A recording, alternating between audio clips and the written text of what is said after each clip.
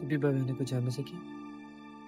आज हम पढ़ेंगे पहला पतरस की पहला अध्याय उसकी 18 आयत में। क्योंकि तुम जानते हो कि तुम्हारा निकम्मा चाल चलन जो बाप दादाओं से चला आता है, उससे तुम्हारा छुटकारा चांदी सोने अर्थात नाशवान वस्तुओं के द्वारा नहीं हुआ, पर निर्दोष और निष्कलंक मेमने अर्थात मसीह के बहुमूल्य लहू के द्वारा हुआ।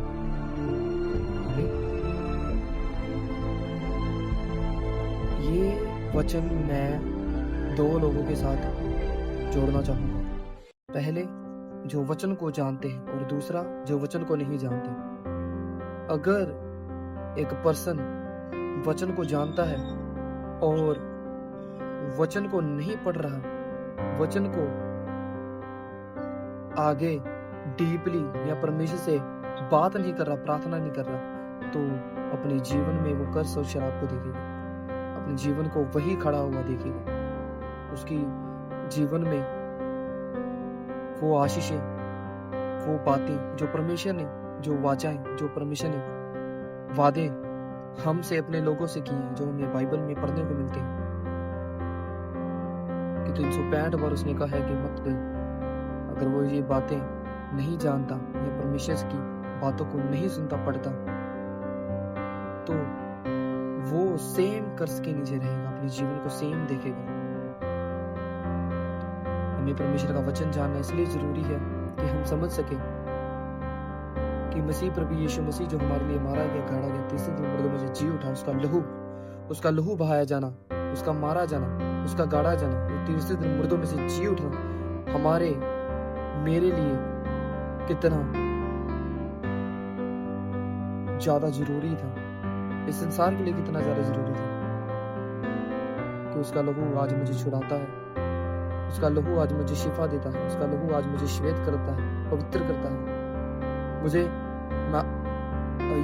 योग्य ठहराता है।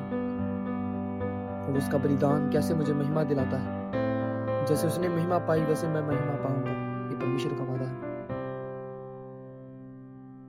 तो अपने जीवन को वचन के द्वारा और उस विश्वास के द्वारा जो मसीह प्रभु यीशु मसीह में होना चाहिए, उस आशा के साथ, उस विश्वास के साथ वो अपने जीवन में उस छुटकारे को पाएगा जो बाप दादा और कष्ट उसके जीवन में चल रहा है, बाप दादा के समय से। अगर दूसरी तरफ जो वचन को नहीं जानते और परमेश्वर से दूर है, तो वो लोग अपने जीवन में, हम देखते हैं मसीह लोगों के, हम उन्हें कर्ज के नीचे देख रहे हैं। अगर वो परमेश्वर, वो जन परमेश्वर से दूर है और हम जानते हैं परमेश्वर के काम को और दूसरे के जीवन में चल रही पीड़ाओं और कठिनाइयों को समझ पा रहे हैं कि हाँ वो कर्ज के नीचे या किस वजह से ये उसके जीवन में हो रहा है, तो ये हमारा फर्ज बनता है कि हम उसे वचन को बताएं, सच्चाई को उसके सामने रखें।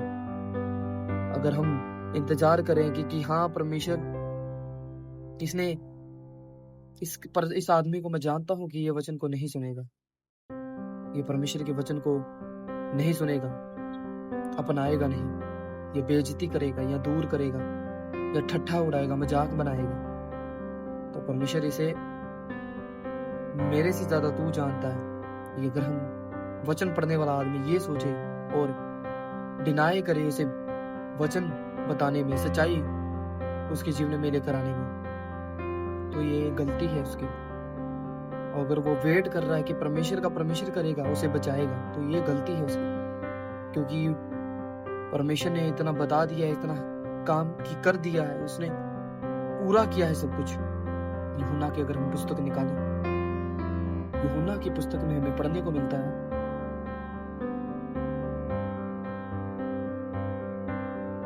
अगर यूहन्ना की पुस्तक में मैं उसका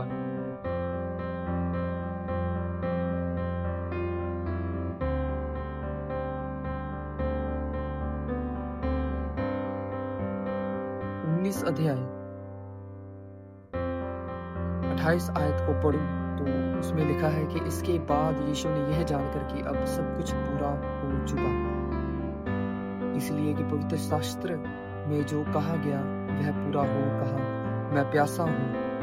वहां सिरके से भरा हुआ एक बर्तन रखा था, अतः उन्होंने सिरके में भिगोए हुए स्पंज को जूफे में रखकर उसके मुंह से लगाया। तब जब यीशु ने वह सिरका लिया तो कहा, पूरा हुआ, और सिर झुकाकर प्राण त्याग दिए। पूरा हुआ परमेश्वर वो सभी काम जो पुराने नियम में और जो परमेश्वर के द्वारा एक बुलाहट थी जो ठहराई गई थी, जब पूरा कर चुके हैं तो हमारा काम है वो परमेश्वर ने हमें इस बात को समझना चाहिए कि वो परमेश्वर ने हमें मौका दिया है। अब हमें परमेश्वर ने अब ठहराया है अपना सहायक देकर कि हम आगे उसका काम करें, क्योंकि परमेश्वर ने आगे ये भी कहा है। अगर मैं मत्ती की पुस्तक को खोलूं तो उसमें लिखा है 28 अध्याय उसकी 16 आयत में लिखा है, 19 आयत में लिखा है, इसलिए तुम जाओ सब जातियों के लोगों को चेला बनाओ। ये परमेश्वर में आज्ञा दे रहे हैं। परमेश्वर मुर्दों से जी उठे हैं, उन्होंने सब काम पूरा किया, हमें अथॉरिटी दी है, हमें परमेश्वर ने अधिकारी ठहराया है।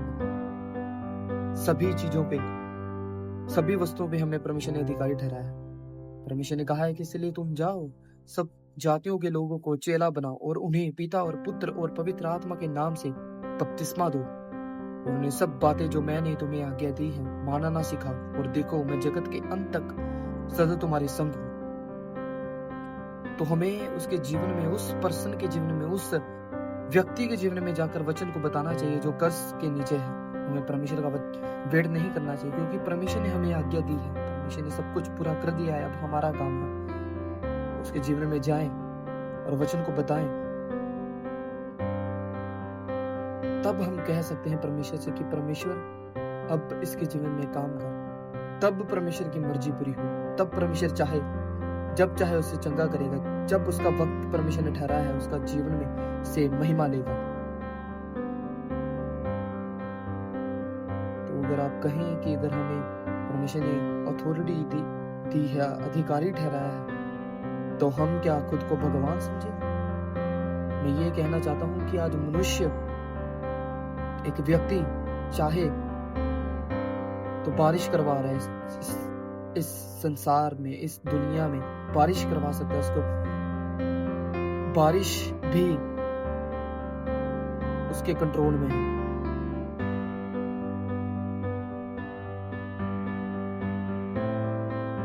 वो जीव के भी ऊपर अधिकारी है, उसे भी खा सकता है। मिट्टी के ऊपर अधिकार है उसका, उसको भी खोद सकता है, उसको यूज कर सकता है, पेड़ लगा सकता है, पेड़ को काट सकता है, उसे यूज कर सकता है। कुछ भी अपने जीवन में उसे अधिकार दिया है मेरे पिता ने, हमारे पिता ने। और अगर हम भूल जाएं कि हमारे ऊपर कोई है तो परमेश्वर याद दिलाता है। परमेश्वर का अपना तरीका है न्याय करने का, तब वो न्याय करता है। तो हमें याद दिलाता है कि मत भूल कि तू मेरे अंडर है, कि मैं तेरा परमेश्वर हूं। हमें जो कुछ भी करना है उसे याद रखते हुए करना है, उसका डर रखते हुए करना है। वही हमारा परमेश्वर है, वो वही करता है, वही हमारा जीवन और सांसें ये चिल्ला रहा है। उसके ही द्वारा हम चल रहे हैं, खा रहे हैं, उठ रहे हैं, बैठ रहे हैं, सो रहे हैं। ये संसार उसी के द्वारा चल रहा है। और इस संसार को चलाते हुए हम अपने जीवन में वो कामों को कर रहे हैं जो हमारे परमेश्वर ने हमारे जीवन में हमें अधिकार दिया है। मैं विश्वास करता हूँ ये वचन आपको समझ आया होगा, और मैं सारी महिमा जलाल उस सच्चे परमेश्वर को देता हूँ और मसीह पर यीशु मसीह के नाम से मांगता हूँ।